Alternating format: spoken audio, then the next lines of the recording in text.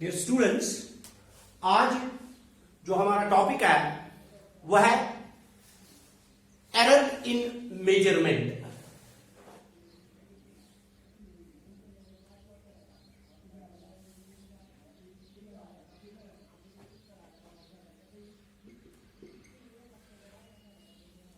ठीक है, हमारा जो आज का टॉपिक है वो है एरर इन मेजरमेंट।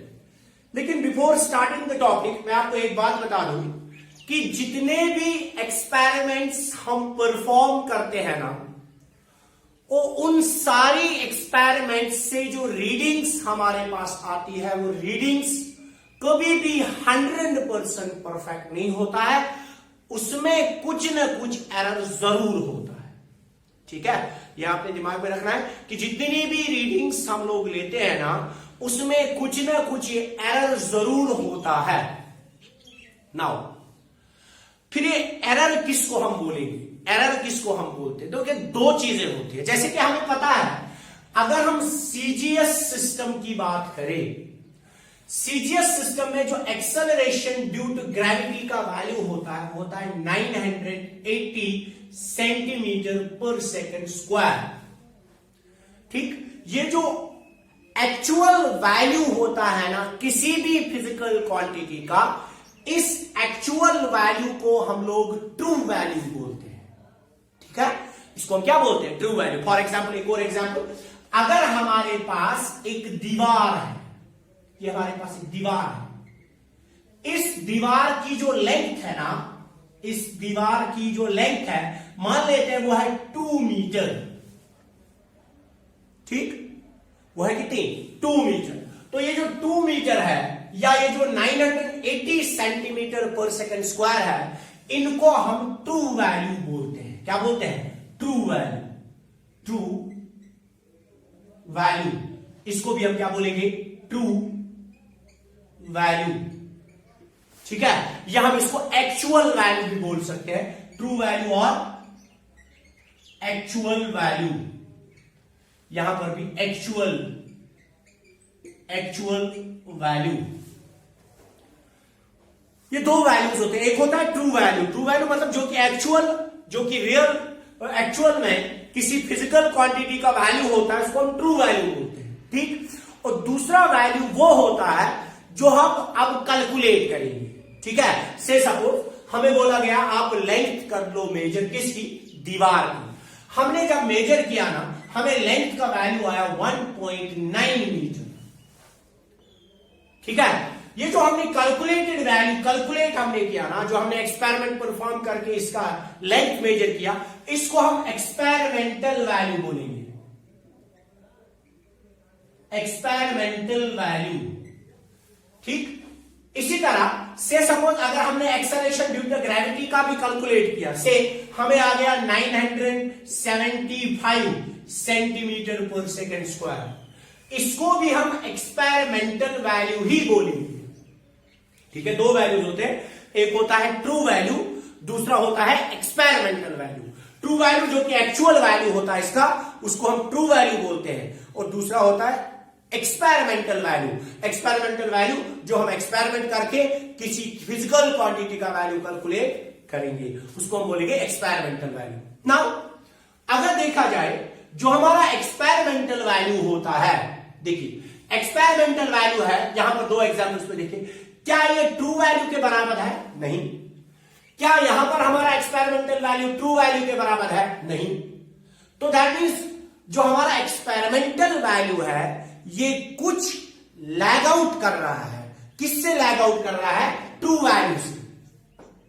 ये जो लैग आउट वैल्यू होता है, जो ये लैग आउट वैल्यू होता है ना फिजिकल क्वांटिटी का, इसको हम एरर बोलते हैं। दैट मीन्स अगर हमें एरर निकालना हो, लाइक हमें यहां से एक्सेलरेशन ड्यू टू ग्रेविटी में एरर निकालना हो, हम कितना लैग आउट कर दें, जरूरी है हम क्या लिखेंगे? हम लिखेंगे 980 माइनस कर देंगे उसको 975, दैट इक्वल टू 5 सेंटीमीटर पर सेकेंड स्क्वायर। दैट मीन्स हम इतना लैग आउट कर गए, और इसी को हम बोलेंगे this is what we called error. या यहां पर अगर बात करें, यहां पर हमारा ट्रू वैल्यू कितना था? 2। हमारा एक्सपेरिमेंटल वैल्यू 1.9, 0.1 मीटर हमारा क्या आ गया, 0.1 हमारा जो आ गया, ये आ गया लैग आउट वैल्यू। इसी को हम बोलेंगे एरर। तो एरर अगर डिफाइन करना हो, हम कैसे एरर को डिफाइन कर सकते हैं, हम बोलेंगे ना फिर this 980 was the true value, 975 was the experimental value. क्या हम फिर एरर को ऐसे डिफाइन नहीं कर सकते, हम नहीं लिख सकते error is defined as the difference between the true value and experimental value. देखिए यहां पर भी वही किया और यहां पर भी वही कुछ हमने किया, true value minus experimental value जो है वो एरर कहलाता है। ठीक, तो true value minus experimental value जो है वो क्या कहलाता है, वो कहलाता है एरर।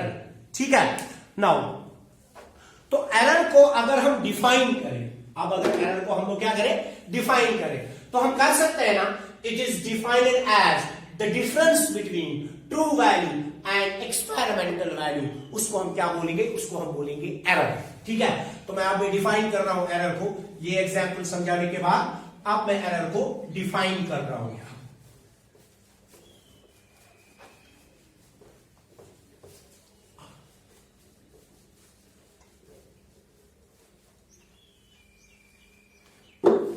तो मैं लिखूंगा error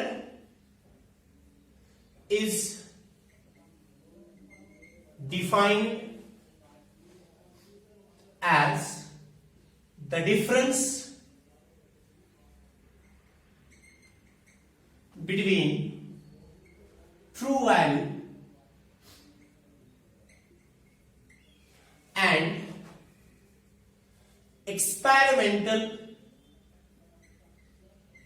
experimental value. Error is defined as the difference between the true value and the experimental value. ठीक है, तो मैं यहां पर लिखूंगा एरर एक्सपेरिमेंटल वैल्यू, यहां पर लिख लीजिए एक minute, experimental value of a physical quantity.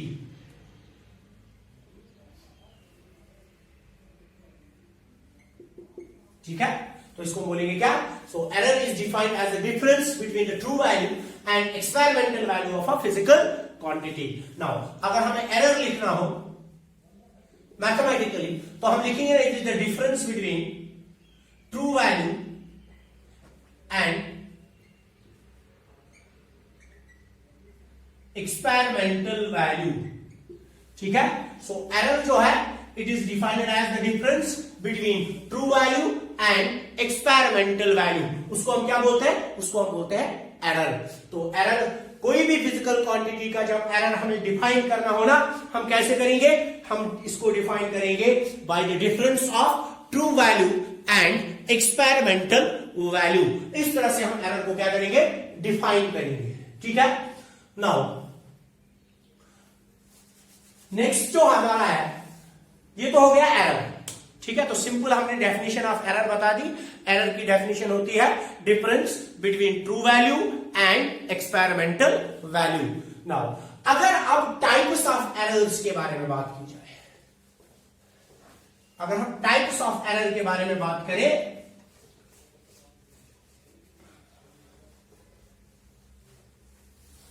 Types of errors, types of errors, error के टाइप्स क्या क्या है।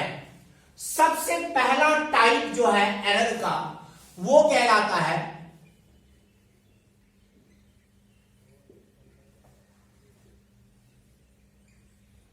Systematic error. ठीक है, पहला जो टाइप है ना, पहला टाइप है सिस्टमैटिक एरर।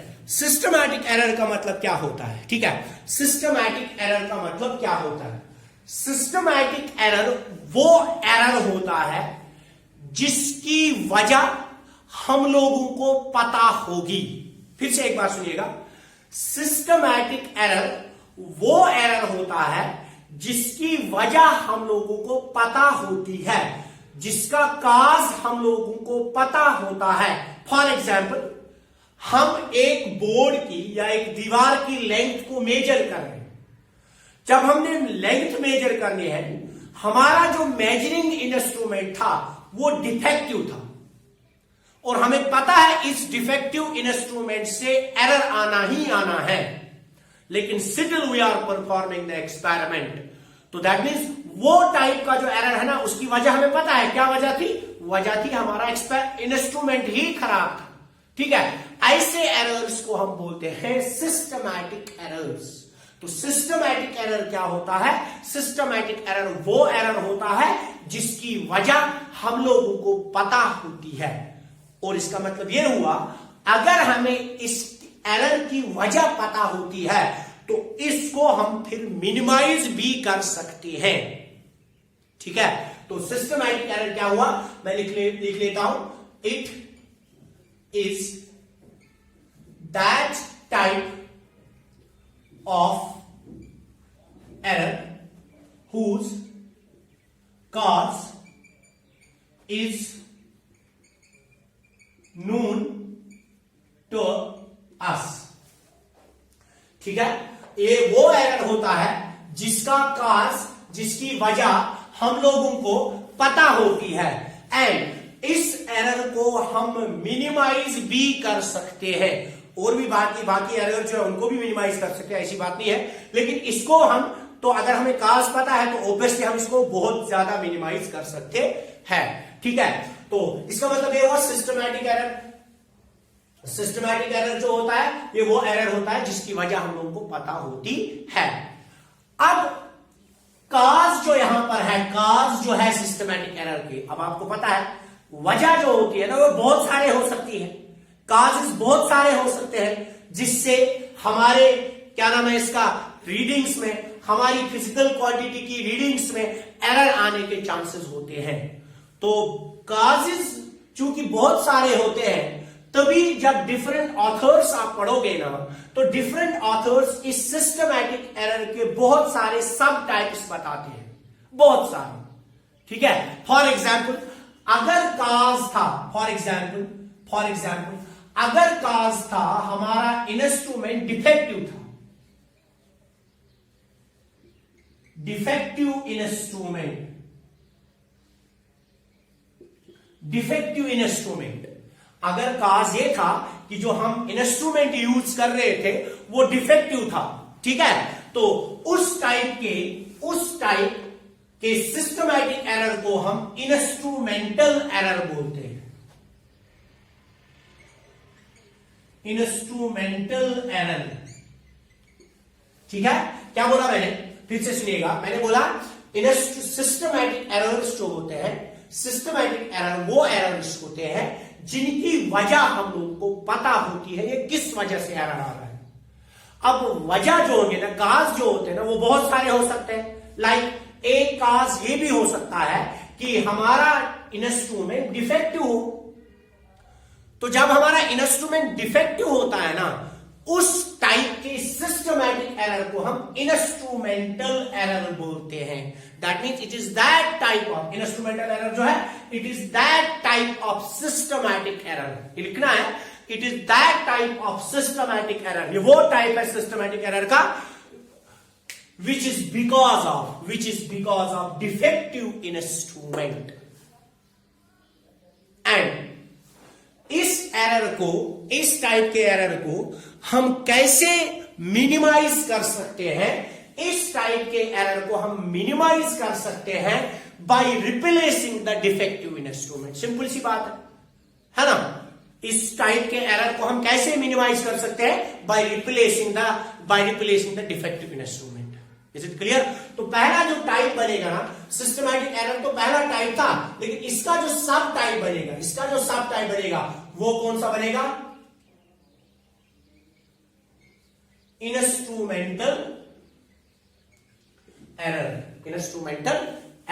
ठीक है, क्योंकि मैंने बोला काज बहुत सारे हो सकते हैं। एक ये हो सकता है हमारा इफेक्टिव यानी में हमारा इंस्ट्रूमेंट डिफेक्टिव हो, उस पर भी एरर हो सकता है। नाउ दूसरा काज ये भी हो सकता है, दूसरा जो रीजन है वो ये भी हो सकता है ना, दूसरा जो काज है वो ये भी हो सकता है, जो पर्सन एक्सपेरिमेंट परफॉर्म कर रहा हो, जो पर्सन एक्सपेरिमेंट परफॉर्म कर रहा हो वो थोड़ी बहुत केयरलेसनेस दिखाए। ठीक है, जो पर्सन एक्सपेरिमेंट कर रहा हो अगर उसने थोड़ी बहुत भी केयरलेसनेस की टुवर्ड्स द एक्सपेरिमेंट तो ऑब्वियसली उस टाइम पे एक्सपेरिमेंट की रीडिंग में एरर आ जाएगा। ठीक, उस टाइप के सिस्टमैटिक एरर को, क्योंकि वजह पता है ना कि केयरलेसनेस की, ठीक है, उस टाइप ऑफ सिस्टमैटिक एरर को हम लोग बोलते हैं पर्सनल एरर। पर्सनल एरर, ठीक है, पर्सनल एरर का मतलब खुद का है नहीं, ऐसी बात नहीं है। पर्सनल एरर का मतलब होता है कि पर्सनल एरर का मतलब यह होता है कि अगर एक्सपेरिमेंट परफॉर्म करने वाला केयरलेसनेस दिखाए एक्सपेरिमेंट की ओर तो ऑब्वियसली उस टाइम पे रीडिंग्स में एरर आएगा ही आएगा, और उस टाइप ऑफ सिस्टमैटिक एरर को हम लोग बोलते हैं पर्सनल एरर।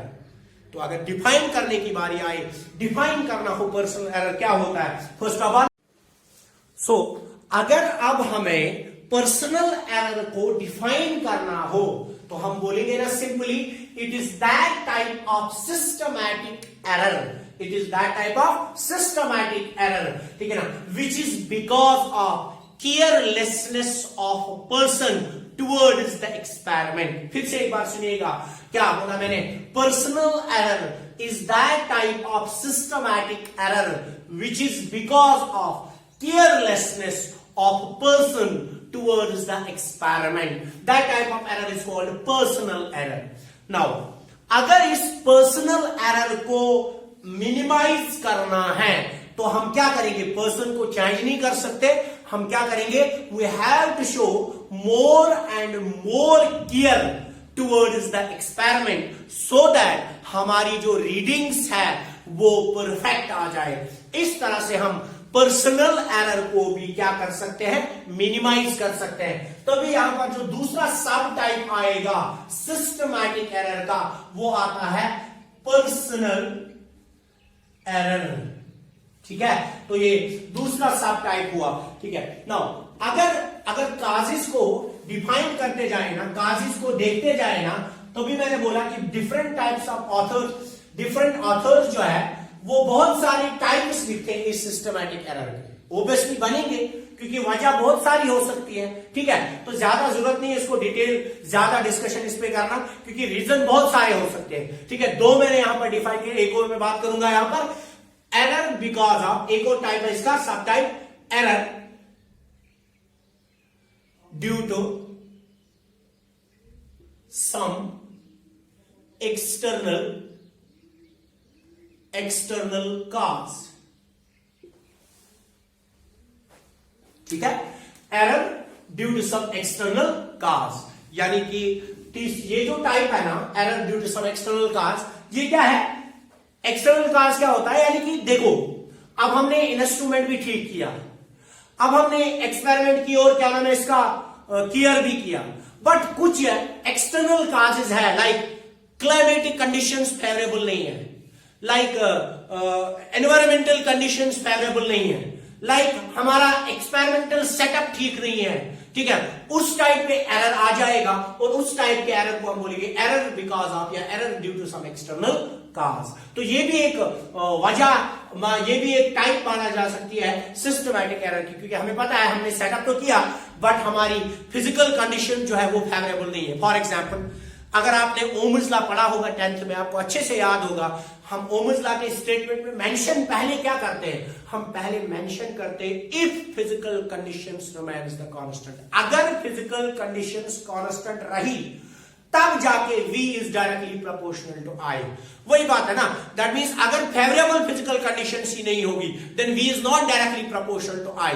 ठीक है, तो हमारी रीडिंग में उस टाइम पे एरर आ जाएगा, बस वही काज मान ले error due to some external cause. ये भी एक टाइप माना जाता है सिस्टमैटिक एरर का। ठीक है, नाउ दूसरा जो टाइप है, पहला टाइप क्या था, सिस्टमैटिक एरर, और ये इंस्ट्रूमेंटल, पर्सनल, एक्सटर्नल काज ये जो थे ये सब टाइप्स थे। किसके सब टाइप्स, ये सिस्टमैटिक एरर के। और दूसरा जो टाइप होता है, दूसरा जो टाइप ऑफ एरर होता है, दूसरे टाइप का जो एरर होता है, सेकेंड टाइप सेकंड टाइप का जो है,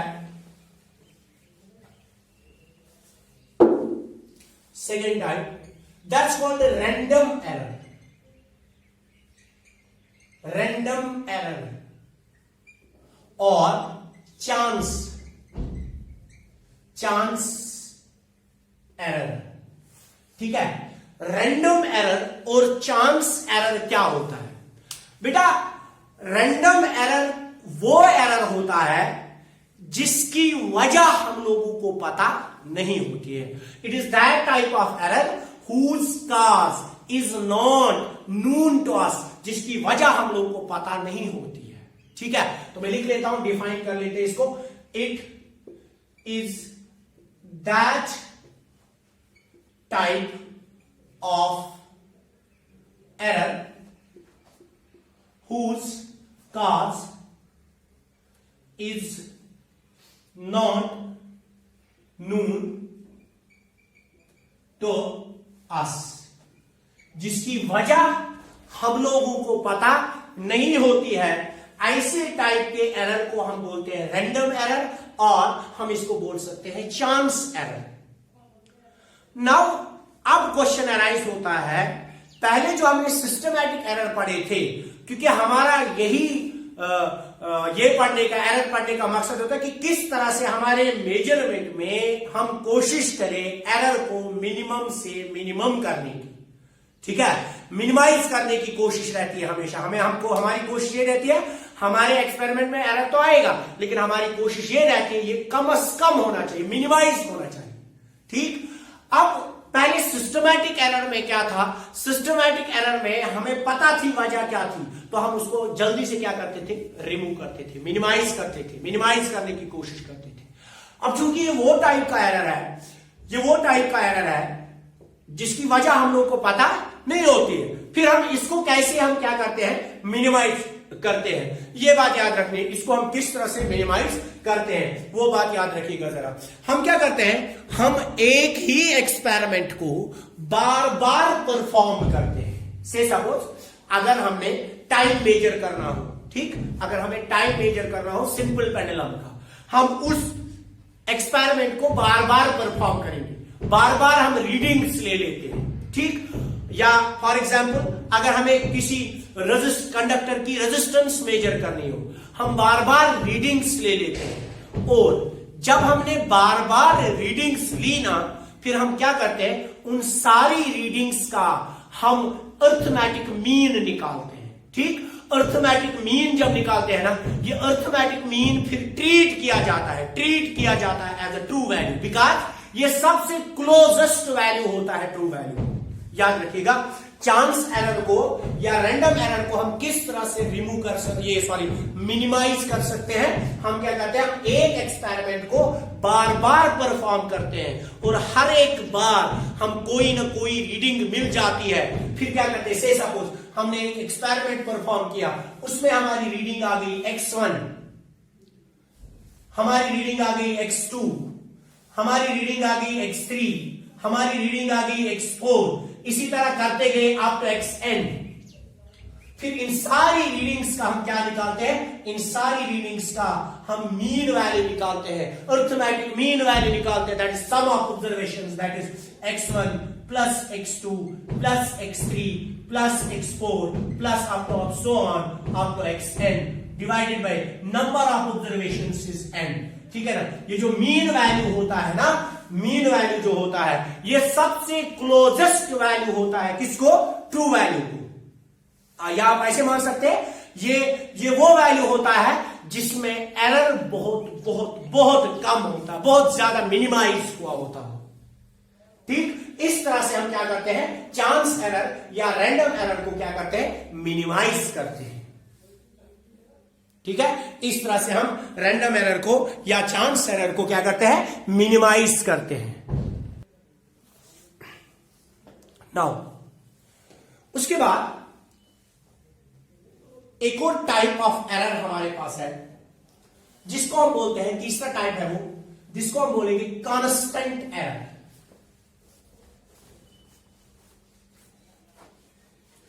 कांस्टेंट एरर एक और टाइप हमारे पास है, जिसको हम क्या बोलेंगे, कांस्टेंट एरर। एक और टाइप हमारे पास है जिसको हम बोलेंगे third type, that is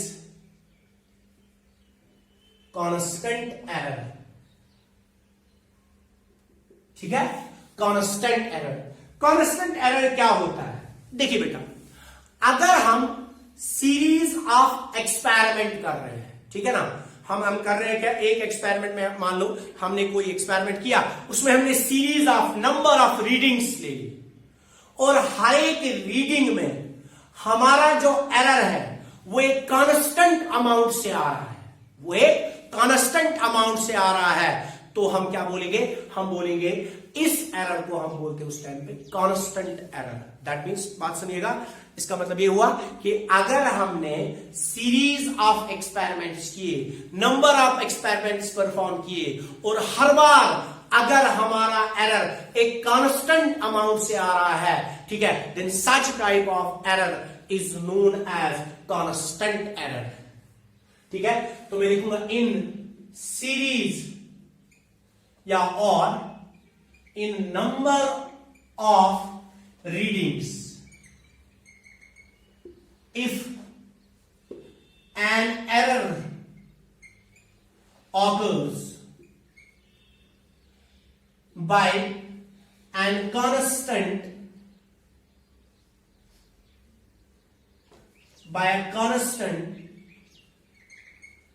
amount,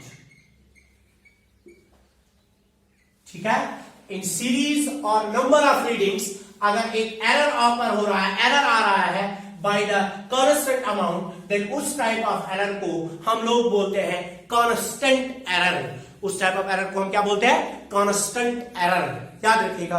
तो अभी हमने कितने एरर्स डिस्कस किए? सबसे पहले हमने डिस्कस किया सिस्टमैटिक एरर, वो एरर होता है जिसकी वजह हम लोगों को पता होती है।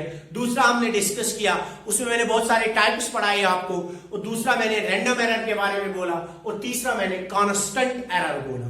ठीक है, तो ये होता है हमारा एरर्स।